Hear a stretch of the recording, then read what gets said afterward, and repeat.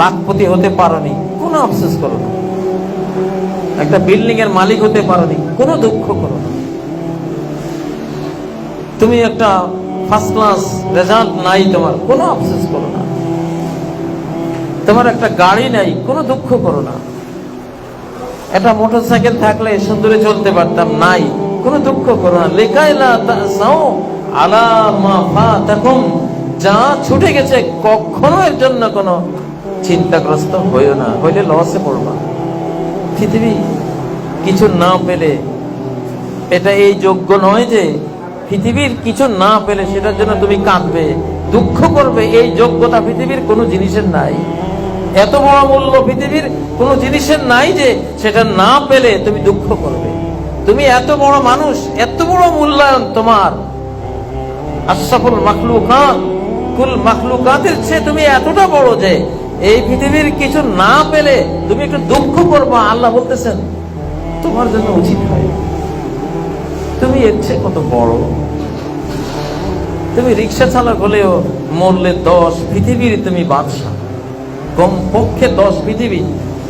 সবার পরে যে জান্নাতে যাবে, সবার চেয়ে ছোট জান্নাতি যে, সেও 10 পৃথিবীর বাদশা। কি হারালে তুমি? এত বড় হয়ে 10 পৃথিবীর বাদশা হয়ে একটা বিল্ডিং এর জন্য কাঁদলে, আফসোস করলে, একটা মোটরসাইকেলের জন্য মনটা ভার, কেমন হলো? তোমার শানে এটা মানায় না। ওয়ালা তাফরাহু বিমা আতাকুম, পৃথিবীর কিছু পেলেও এর জন্য আনন্দিত হয়েও না। সারা পৃথিবীর বাদশা হলেও আনন্দের কিছু নেই। সারা পৃথিবীটা যদি মূল্যায়ন করা হয়, মূল্যায়ন করতে যদি দেয়া হয় ওই আল্লাহর কাছে, যিনি এই পৃথিবীর স্রষ্টা, পৃথিবীর কি মূল্য হতে পারে?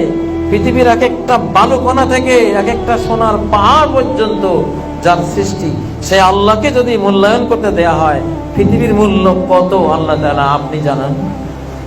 নবীজির মাধ্যমে আল্লাহ জানিয়েছেন একটা মশার ডানার সমানও নয়। মশার ডানার কোনো মূল্য আছে?